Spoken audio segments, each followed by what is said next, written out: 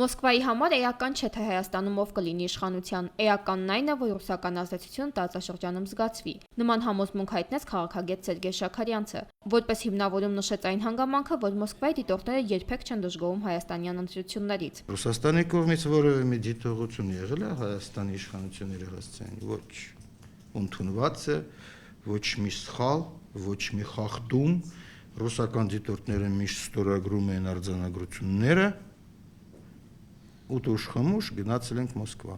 Քաղաքագետը համոզված է, որ Հայաստանը միշտ հետաքրքրել է Ռուսաստանի գլխավոր շտաբին, քանի որ Կովկասը դիտվել է որպես թշնամուց պաշտպանող օղակ, իսկ թշնամի համարվել են Իրանն ու Թուրքիան։ Վլադիմիր Պուտինը, իսկ Իրանից առաջ արտահայտել է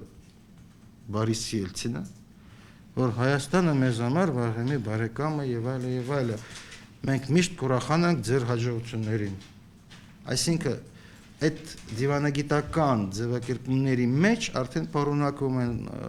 խորքային իմաստը, որ հայեր, դուք ձեր մեջ պայմանավորվեք,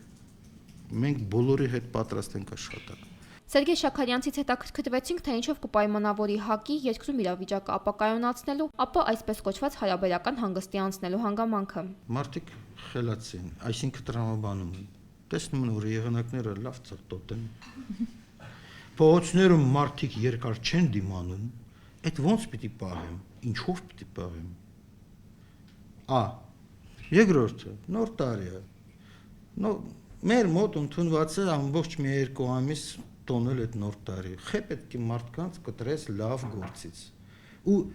երկրորդը, դու պիտի կտրվես այդ լավ գործից։ Նրանք շատ լավ գնում են նոր տարի են անում, ի տարբերություն շատ շատերի շարքայինների,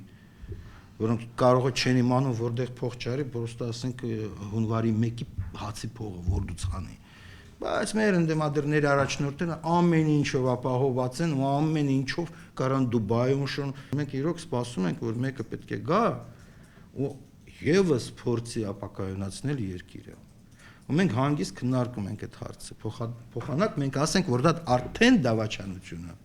Սերգեյ Շաքարյանցը ազգային ժողովում գրանցված փոխադարձ վիրավորանքները համարեց նորմալ երևույթ այս խորհրդարանի համար, նշելով, որ նման դեպքեր գրանցվել են աշխարհի մի շարք խորհրդարաններում եւ նորություն չէ անգամ մեր երկրի համար, որտեղ կոպիտ վերաբերմունքի եղել Պարույր Հայրիկյանի, Շավարժ Քոչարյանի եւ այլոց հանդեպ։ Քաղաքագետը նաեւ հավանական համարեց նախընտրական բոլոր տեսակի դաշինքները, նշելով, որ բոլորի համար նպատակը մեկն է՝ լինել իշխանության մեջ։ Արմեն Մihkարյան, Արման Գրիգորյան, Սլաքեյմ։